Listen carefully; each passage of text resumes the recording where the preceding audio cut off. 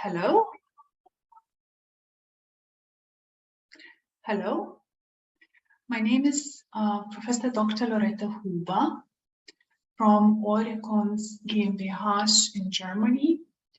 And today we will be speaking about intercultural teamwork that was designed for Virtual Internship Academy.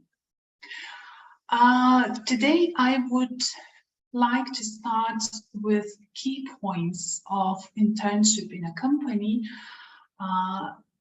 and stress that aside from the fact that it will help your chances of getting a job, an internship is also a great learning experience. Working as an intern gives you a chance to learn valuable job skills. You will learn how to take direction from a manager, how to communicate with co-workers, how to pace your workday, and much more. You will become a real team member, or you are at least aiming to become, you will aim to become a real team member. The benefit of this lecture for both intern and a company is that we offer a team building exercise you will find under the section workshop at the very end of my presentation. Where to start?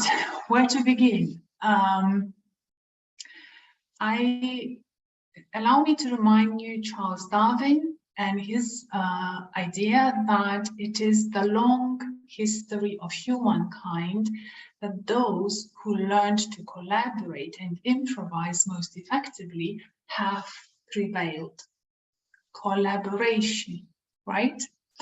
So in this lecture, you will learn about the differences in cultures, points of differences in multicultural teams, the effect of your communication, how to build group communication competence, further on, objectives while working in multicultural team, and you will have to solve certain questions in a workshop for intercultural teamwork.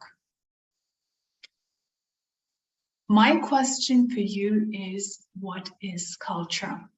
We speak a lot about cultures, but these are rare moments when we think, what is culture?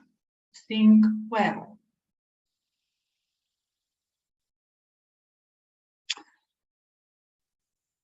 I'm absolutely sure that some of you thought about religion, some of you thought about language, some of you thought about education, the others might have thought about social structure, still the others political philosophy, economic philosophy, and all these items, in fact, you are right, they comprise culture, norms, and value systems.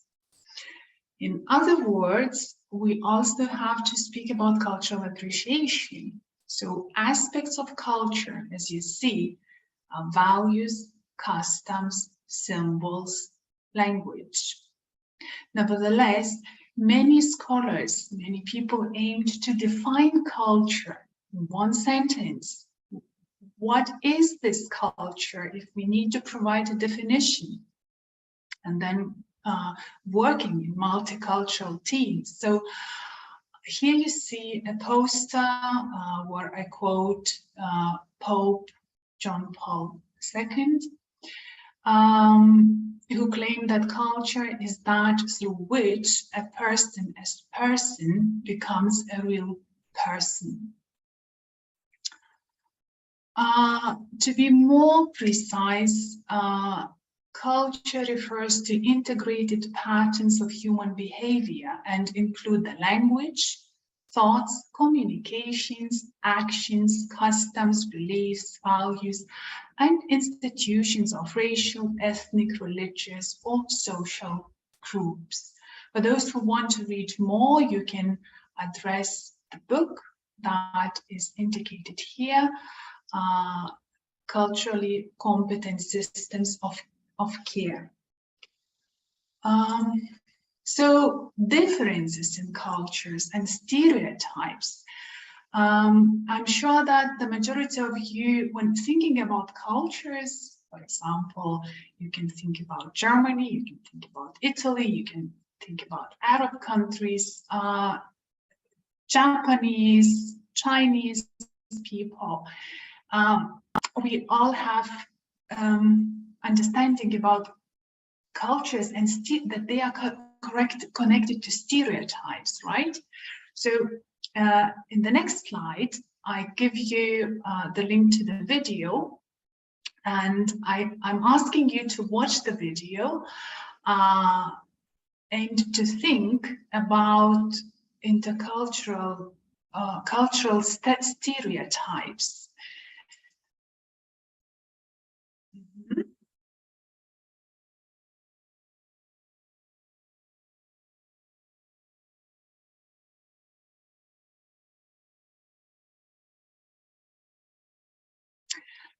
So in this video, you must have noticed that this funny interpreter who pretended to know all different languages, she was using her body language. She was using non-verbal gestures and imitating pronunciation, like Italians, they articulate a lot. And she was also doing ma, no, no, no. These are also non-verbal gestures that connect, that are important in cultures, right?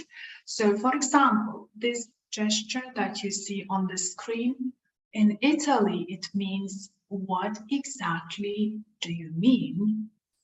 Meanwhile, in Greece, it means that's just perfect. I think each of you can think about your personal culture and your nonverbal gestures.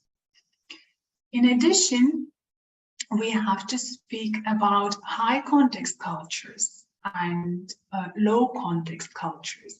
So high context culture and the contrasting low context culture are terms presented by the anthropologist Edward T. Hall in his 1976 book, Beyond Culture. And here I'm asking you to watch the next video and think about your culture. Which culture do you come from, or where does your culture belong to, or what are the differences between high context culture and low context culture?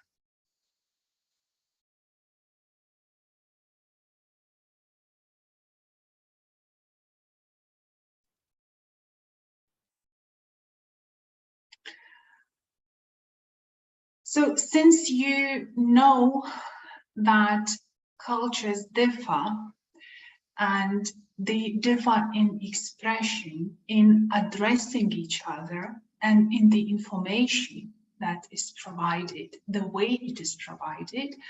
So it is clear that how you communicate in a group affects how others evaluate your worth as a group member, right? How your identity and role develops within the group.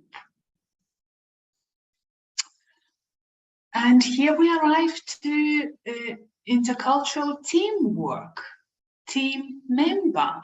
We have to point some team member competencies. So here you see in red, these competencies are knowledge, skills and abilities, values, beliefs and attitudes, extroversion, cognitive complexity, aggressiveness. To start with the first one, knowledge, skills and abilities. Of course, we all know what knowledge, skills and abilities are, but it's task-relevant knowledge which is important, and technical skills. On the other hand, communication competence is important. Think very well how you address your lecturers at universities, or how you address people in some formal or informal meetings. As a professor at university, I can say that students from different cultures, they can address you with different titles. The same is about companies. each company has its protocol or cultural background as well.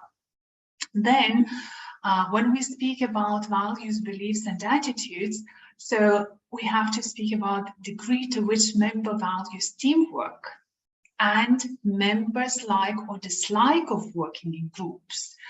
I quite often see that some member doesn't like working in a group, and he or she prefers to work individually. And ultimately, when we speak about extraversion, cognitive complexity, and aggressiveness, so sometimes criticism, you must have noticed maybe from your fellow students, maybe in some different contexts, horizons of life, that sometimes criticism causes, like healthy criticism causes aggressiveness in people. So what are the points of differences in multicultural teams that we need to cover? Yes, like mental model of a team. So mental model of a team, we have rules of interaction and we have rules of allocation, which is important to follow. When we speak about rules of interaction, we have to think about confrontational versus face-saving interaction. We have to speak about hierarchical versus egalitarian, which is believed in or based on the principle that all people are equal and deserve equal rights and opportunities. We have to speak about information sharing and access to resources. From my personal practice, I know that cases like students or interns or people in companies sound quite reluctant to share some information or give access to resources. Then we have also, when we speak about rules of interaction, we have to speak about relationship versus task-oriented. What is more important, task-oriented or relationship? Do we have to solve the task? Do we have to accomplish the task? And seeing that somebody is not doing quite well, support this person or move further on. Decision making, again, how do we make decisions? This is collaborative versus individual. Do we collaborate in our decision making? And do we interact with tasks or simply prefer interacting without any task? Again, when we speak about allocation rules, we have to speak about whether these rules are based on seniority versus experience. And I know that you are thinking about it, that not always the person who is older is more experienced, for example. So rules for allocating resources or responsibilities will be like need, equity, equality, rewards depend on organizational norms. Ultimately, we have to speak about such a phenomenon as social loafing. This is one of the most often met problems, I would say trace problems. Because when we speak about mental models of a team and social loafing, we notice that we have to discuss specific objectives versus wide scope. We have to think about voluntarily membership versus voluntary role. And we also have to think about emphasis on group goals versus individual goals. And cases when a person individually, while working individually, shows 100% effort and invests all his or her time. But when there are more people, they they do not work as effectively. And here you see in this picture on this slide. In addition, when we speak about intercultural teamwork, so it's your group interaction style. Each group member brings a unique set of communication skills. Remember, I said that people from different cultures, they even use different methods or means of addressing each other. They have different body language. But more importantly, each has interpersonal needs. Each has different communication competence. Each might have communication apprehension, attitude towards groups, and communicator styles. So communication competence. What is communication competence when working in a group?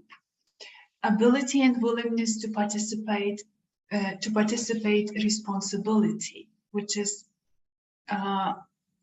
willingness to participate, ability to participate. Then when we speak about effectiveness, the effectiveness is only when the goal is achieved. Some tasks may be interesting, maybe some other tasks for an intern may be not so interesting, but when we speak about group, team communication, the most important thing is that the goal is achieved. And we also have to think about appropriateness. So do not violate behavioral expectations or other members' self-esteem. Criticizing criticizing in the right way, expressing criticism, but not insulting. So this is appropriateness, not leaving the person out of the team. When we speak about achieving competence, so here are the questions you have to raise. Can you comprehend the group situation and its dynamics and be very honest and sincere to yourself? Are you sensitive to the feelings of others? Do your verbal and non-verbal skills contribute to the group's conversation? Like in this photo you see on the screen. Further questions. How to come diversity problems. On the one side of this slide, you see problems. On the other, you see solutions offered. So problems, what could be the problems in team communication, intercultural team communication? Unequal participation. You will all, most probably you will have cases when some members in your group do not show willingness to participate adequately. So another problem would be denied diversity matters and practicing segregation. These are the three core problems that you may face. What would be the solutions for these problems? Monitor your communication. Use decision procedures. Build cohesion. Focus on goal. Explore similarities and emphasize personal identity. It is all solutions, of course, they are connected with principles of ethical group membership.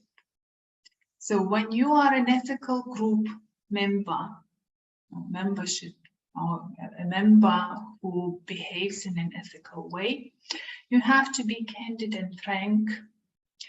You maintain valued relationships versus saying what's on your mind. In other words, I was calling it insulting the other member. Give information without distortion or exaggeration. Only information is needed. In this specific case, emotions should be put aside or left behind. Do not cut off other members from speaking. Be trustworthy and extend trust. Avoid coercion and manipulation in decision-making, and be responsible for defending decisions of the group to others.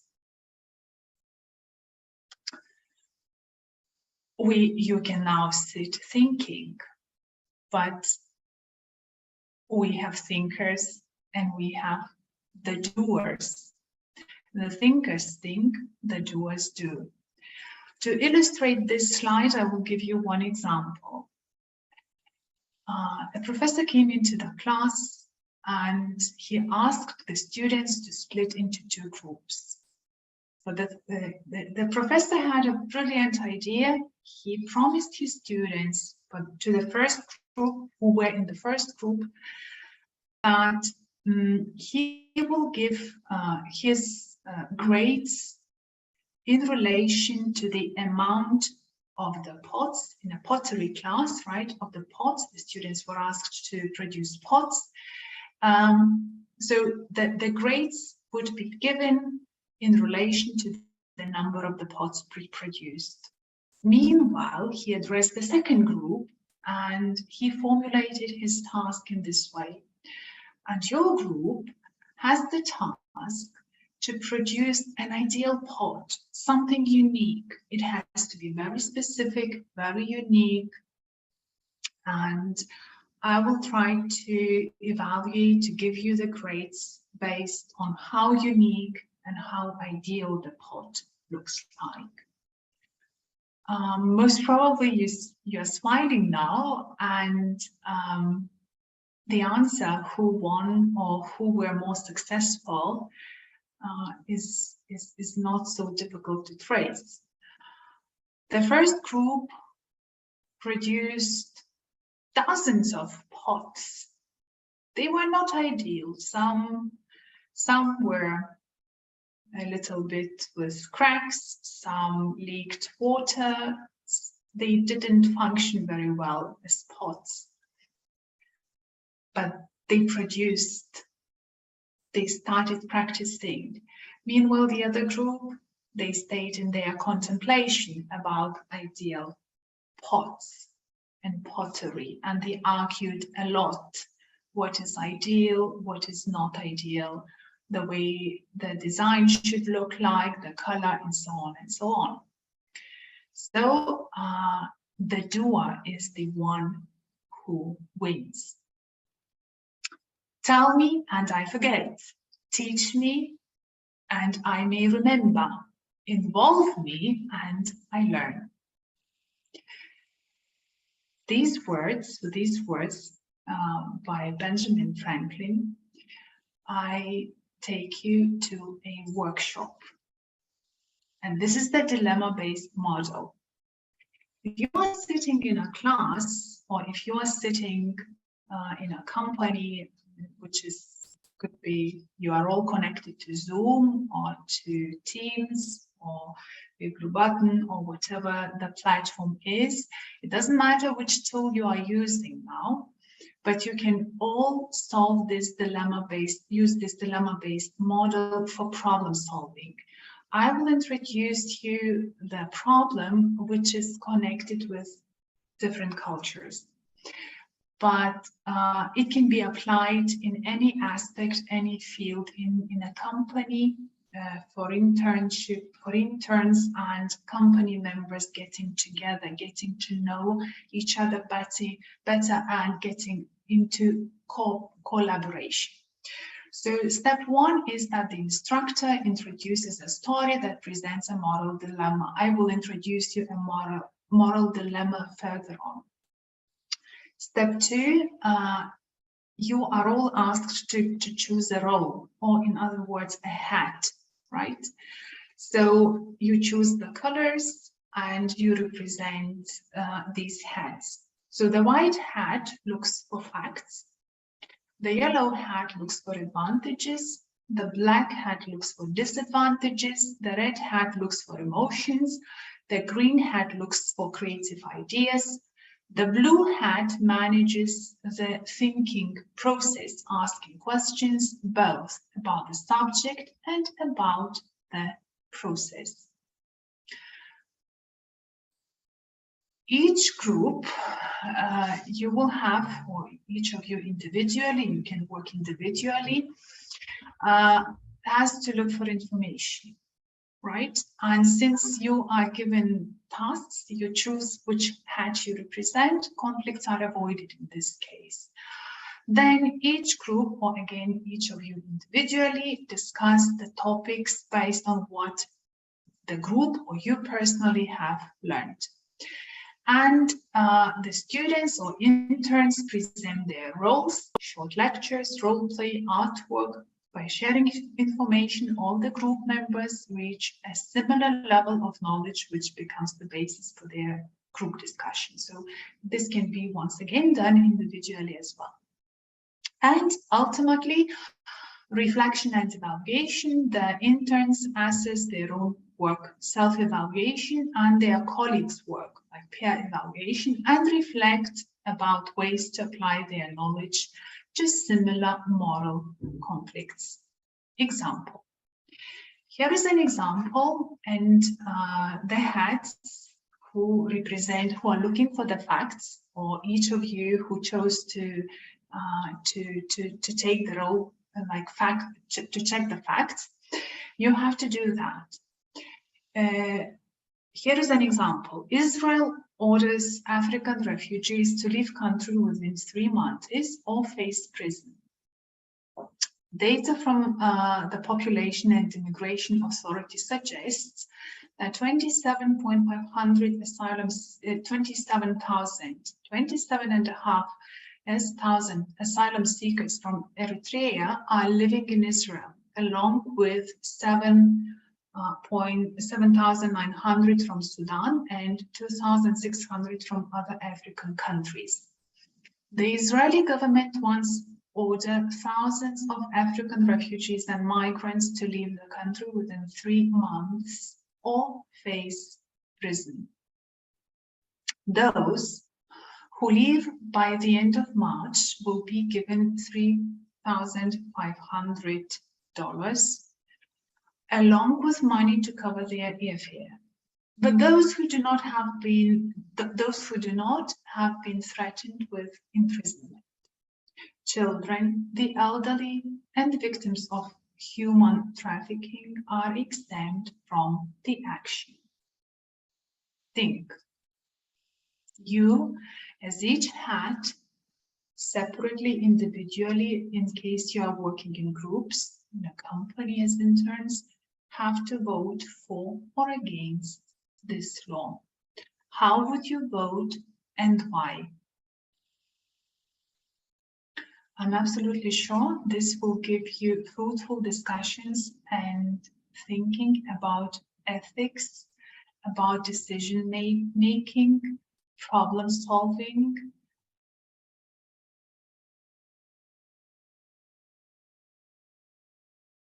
and will lead you to final decision as a group. Thank you, wish you good luck and success in your internship.